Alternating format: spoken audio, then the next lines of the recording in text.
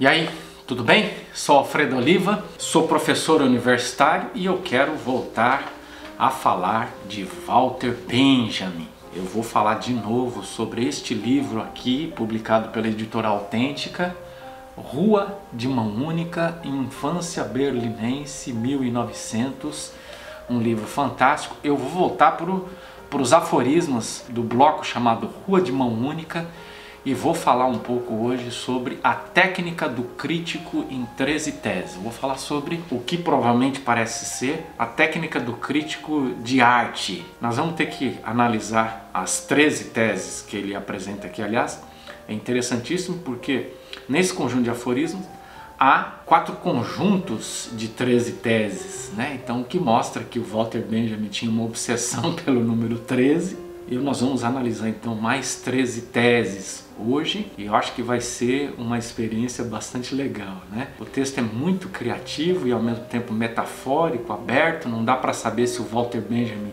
vê a si mesmo como um crítico de arte por excelência, se ele está criticando o trabalho de crítica de arte.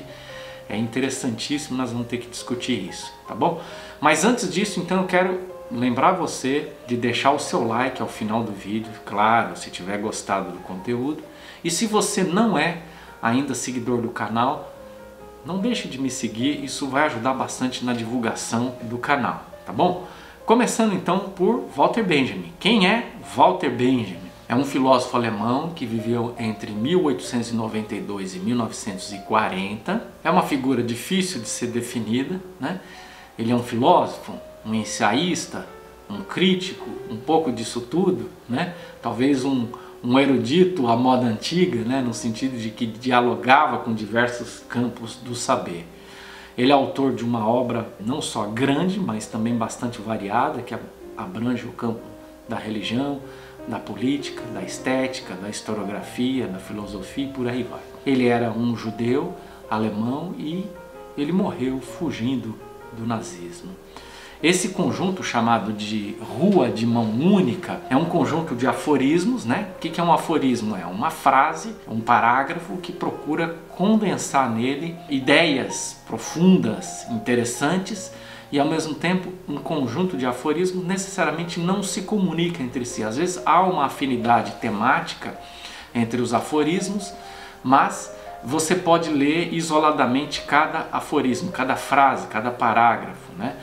Então é exatamente o que eu vou fazer aqui. Eu vou pegar um conjunto que ele chama, né, de A Técnica do Crítico em 13 Teses. É exatamente isso que ele vai fazer. Nós vamos analisar essas 13 teses, esses 13 aforismos. Esse conjunto é chamado de É Proibido Afixar Cartazes, né? Quer dizer, você tem um conjunto chamado Rua de Mão Única, depois você tem vários pequenos conjuntos chamados É Proibido, dentre eles É Proibido de Afixar Cartazes, e dentro desse É Proibido Afixar Cartazes você tem aí as 13 teses sobre a técnica do crítico. Então vamos lá, vamos para as teses, lembrando que elas estão na página de número 30, caso depois você queira consultar aí também. Então vamos lá, ele diz assim: o crítico é um estrategista do combate ou no combate literário. Então essa frase está bastante interessante porque dá a impressão que ele está pensando num crítico de literatura, ou num crítico literário.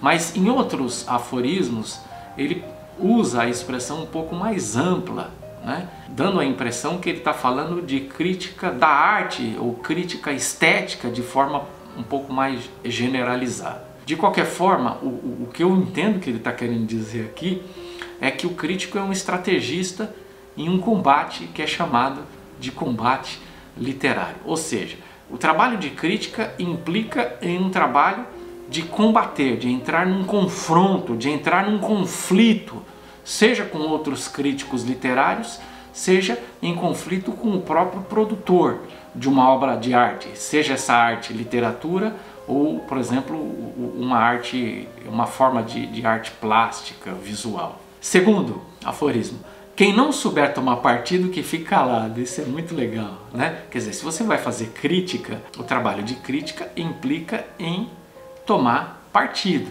Então, a tarefa de ser um crítico literário, um crítico de arte, implica sempre em assumir partido. Se você tem a intenção de ser neutro, se você tem a intenção de não se expor, de não assumir posicionamento, então fica calado. Agora, se vai falar, vai precisar assumir partido, vai precisar se colocar, vai ter que dizer se essa arte é legal, se não é legal, se essa arte é consistente, não é consistente, se existe inovação em termos de estilo, se existe alguma contribuição estética, inovadora, né?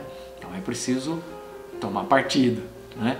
Por exemplo, eu sou fã de Van Gogh, né? Há pessoas que não gostam de Van Gogh de forma alguma, né? Ou seja, um artista tão importante como Van Gogh, ele suscita paixões, partidos, né? E eu acho que é isso que ele está querendo dizer aqui, né?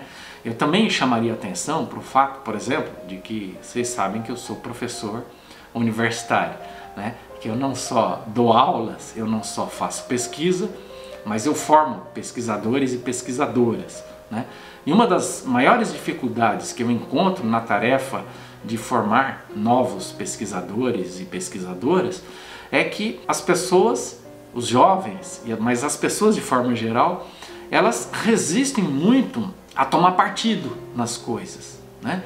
Então eles leem um texto, eles leem um livro e eles resistem a analisar aquilo que estão lendo, a assumir um partido, né? Talvez estejam tentando evitar o risco de se expor, porque cada vez que você assume partido, você naturalmente está invocando um outro lado, né? Que discorda do que você está dizendo, e você eventualmente vai ser alvo do ataque dessas pessoas. Mas a vida é assim, né? Assumir algum partido implica em se expor a um determinado risco, né? Então, para produzir algo no campo filosófico, historiográfico, literário, você tem que necessariamente se expor a esse risco. O risco, inclusive, da hostilização do outro. Os meus seguidores e seguidoras aqui no canal, majoritariamente, são muito gentis, né, comigo. Mas eventualmente aparece algum hater, né? E que vem para me hostilizar e me trata como se eu fosse uma pessoa completamente burra, que eu não soubesse de nada, que eu pegasse os assuntos aleatoriamente, né? Lógico que eu não sou nenhum gênio, mas eu também não pego os assuntos aleatoriamente para falar deles, né? E é lógico que eu tenho alguma formação, eu tenho algum conhecimento, eu me posiciono em função desse conhecimento que eu tenho. O mínimo que eu faço é procurar tomar conhecimento do assunto que eu estou falando, né? Então as pessoas não tratam, muitas vezes, como havendo uma divergência de opiniões. Elas tratam o seguinte: se eu penso de uma forma e você pensa de outra, logo eu estou certo e você está errado, logo você é burro e eu sou inteligente. As pessoas não conseguem entender que pessoas podem pensar diferente e ambas serem inteligentes ou serem razoáveis, né? Então é preciso tomar cuidado. A gente está vivendo num mundo de polarizações, né? As pessoas são da banda A ou da banda B e elas consideram qualquer pessoa que não esteja tocando na banda na qual ela se encontra como sendo completamente burra, e as coisas não são assim necessariamente. Terceiro, o crítico não tem nada a ver com exegeta de épocas artísticas passadas, né? Então, eu acho que ele está dizendo que criticar não é simplesmente esmiuçar, né? Vamos entender exegese aqui como a tarefa de esmiuçar um determinado conteúdo. Então ele está dizendo, ó, no passado as pessoas esmiuçavam tecnicamente uma obra de arte. E ele diz, o trabalho do crítico não tem nada a ver com isso, né? O trabalho do crítico, pelo que ele apresentou anteriormente, pelo que ele vai apresentar posteriormente nesse conjunto de teses, implica em você assumir partido, né? Quer dizer, você fazer crítica de uma obra é dizer, olha, eu gostei dessa obra por causa disso, disso, disso, eu não gostei dessa obra por causa de tais e quais aspectos. Isso me agrada, isso não me agrada. Isso não é apenas uma questão técnica, isso é uma questão também subjetiva, é também uma questão ética, né, como ele vai apresentar um pouco mais adiante. Isso fere os meus valores ou isso está em sintonia com os meus valores? Então, não adianta fazer apenas uma discussão técnica. Às vezes, a gente tem visto isso muito no campo acadêmico, né? As discussões técnicas ou estritamente técnicas são substitutas de posicionamentos dos autores. Lembre-se que quando você escreve um livro, escreve um artigo, você deveria fazer isso apenas porque você está querendo assumir um posicionamento em relação àquele tema. Se você pega e descreve teses de um autor, de outro, de inúmeros autores, mas você mesmo não apresenta a sua tese, você mesmo não se expõe ao risco de interpretar, de dizer, de se posicionar, eu acho que não adianta nada escrever um artigo, um livro. Eu acho que é disso que o Walter Benjamin está falando aqui. Em quarto aforismo, a crítica deve falar na linguagem dos artistas de variedades, porque os conceitos do cenáculo, né, são palavras de ordem. E é apenas nas palavras de ordem que ressoa o grito de guerra. É muito difícil para mim aqui entender o que ele está querendo dizer, né? O que ele está falando? Ele está falando de linguagem? O que ele está dizendo? Ele está dizendo que nós temos que usar uma linguagem combativa, que nós temos que entrar na linguagem do próprio meio ao qual nós estamos analisando, e que se você, por exemplo, vai analisar literatura, você deve conhecer a linguagem literária, deve conhecer os chavões do campo da literatura para poder fazer a sua crítica. É disso que ele está falando.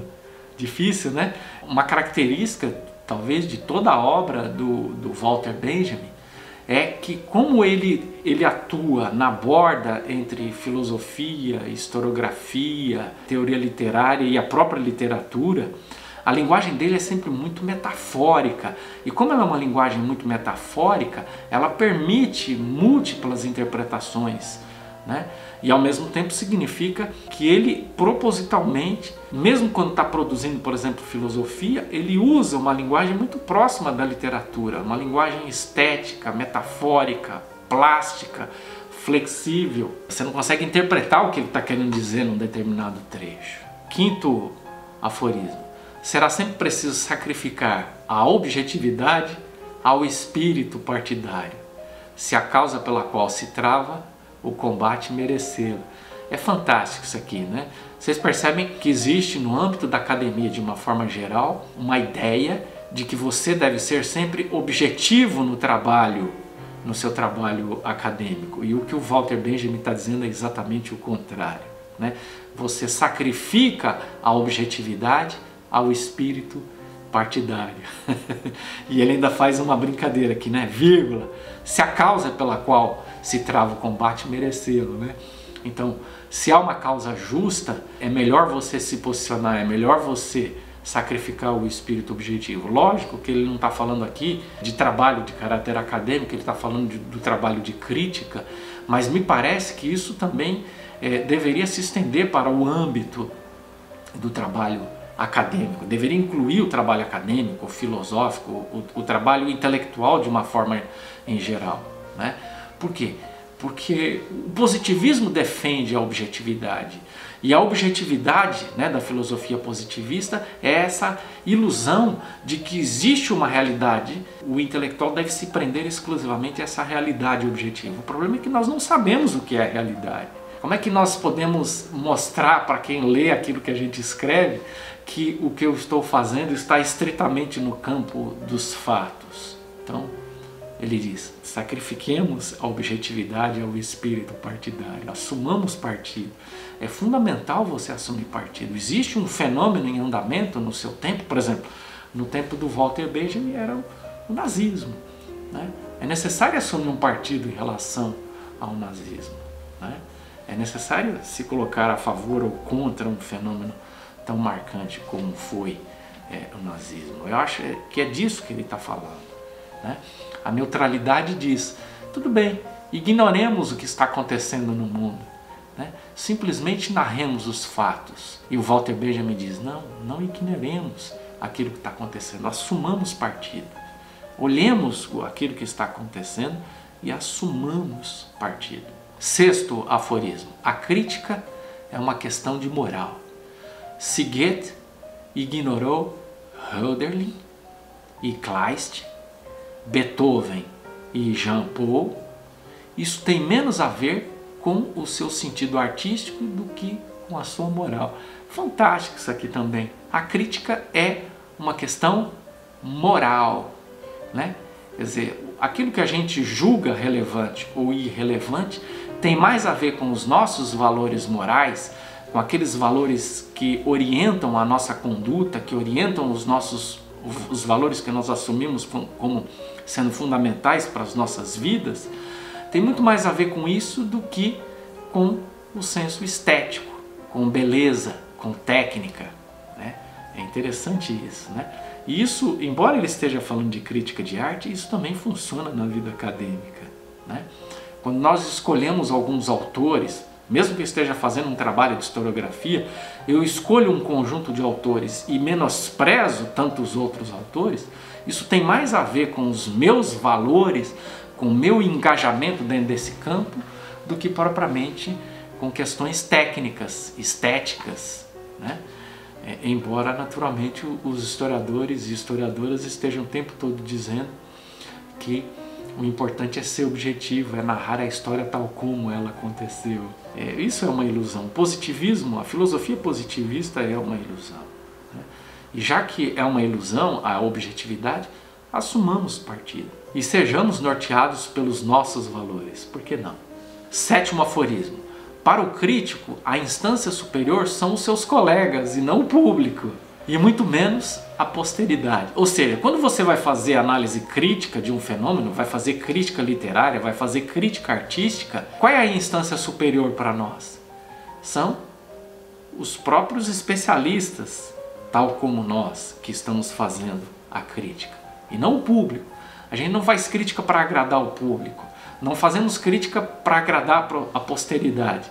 Nós fazemos crítica para movimentar o campo de especialidade no qual nós estamos inseridos, para inovar, para dialogar, para provocar reações, para provocar movimento, para provocar polêmica, para provocar debate, discussão no interior do campo no qual nós estamos inseridos, certo? 8º aforismo. A posteridade ou esquece ou enaltece. Só o crítico julga tendo o autor à sua frente. Isso também é genial, né? Porque ele está dizendo, olha, a tendência da posteridade é ou transformar esse autor num gênio ou ignorá-lo. A posteridade normalmente não dá uma exata dimensão do que foi esse autor. E ele diz, o crítico filosófico, literário, artístico, ele julga tendo o autor à sua frente. Ele tem a possibilidade de confrontar, de discutir, de debater, de concordar, de discordar, de contribuir com essa obra que ainda está em funcionamento. E há uma injustiça muito grande na história, no sentido de que há muitos gênios que são menosprezados e há muitas pessoas que são projetadas na mídia e que têm nenhuma ou quase nenhuma contribuição estética, filosófica, intelectual para dar, né? Então há uma série de fatores que não são estritamente técnicos, que fazem com que um movimento ou um artista seja colocado no esquecimento ou seja projetado como um gênio. 9º aforismo. Polêmica é destruir um livro com base em poucas palavras, das suas frases. Quanto menos for estudado, melhor. Só quem é capaz de destruir é capaz de criar.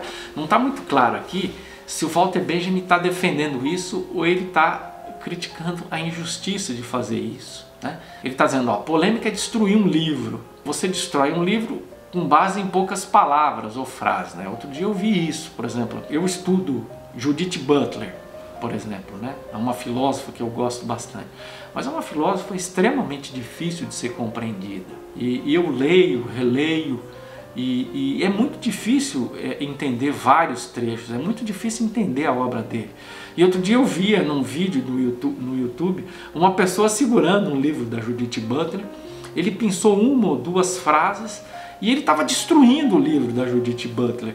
E era muito claro, pelo conteúdo que ele expunha, que ele não tinha compreendido a Judith Butler. Isso é polêmica, né? É você destruir um livro com base em poucas palavras ou frases. E me parece que isso é extremamente injusto. E para isso, diz o Walter Benjamin, quanto menos estudado, melhor. Ou seja, Você pode criar mais polêmica na mesma proporção em que você estuda muito pouco os assuntos, né? Porque naturalmente quando você estuda muito o assunto, você então começa a ser cuidadoso, você começa então a perceber todas as variações, você percebe que não é simples você chegar e destruir um determinado pensamento. Destruir, né? Vamos pensar Judith Butler, né? Para permanecer no nosso exemplo. Pensamento complexo, interessantíssimo e que não dá para ser destruído num vídeo de 5, 10 minutos, como pretendia fazer essa pessoa. Então tem que estudar pouco mesmo para ser um polemista. Quem estuda muito tem muita dificuldade em ser polemista. Por outro lado, me parece que a última frase dessa tese, só quem é capaz de destruir é capaz de criar, me parece que isso sim seria defensável do ponto de vista do Walter Benjamin, embora as duas frases anteriores me parece que ele estaria colocando com um espírito crítico, dizendo algo injusto que está acontecendo aqui.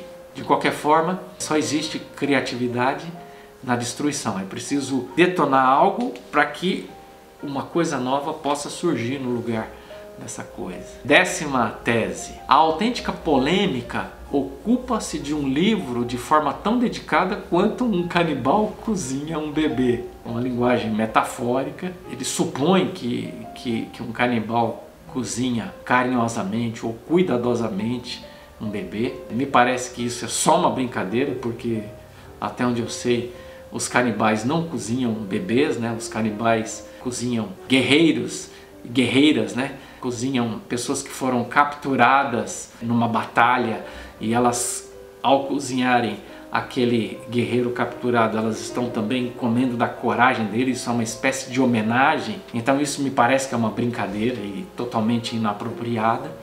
De qualquer forma, ele está dizendo, olha, a polêmica, ou envolver-se numa polêmica, é ser dedicado, é prestar bastante atenção, é ter a mesma devoção de alguém que está cozinhando um prato muito saboroso. De novo, não dá para saber se o Walter Benjamin está defendendo isso ou se ele está criticando os polemistas, né? A impressão que eu tenho é que ele critica os polemistas, porque pelo que ele diz aqui, as polêmicas elas são colocadas de uma forma um tanto quanto injusta.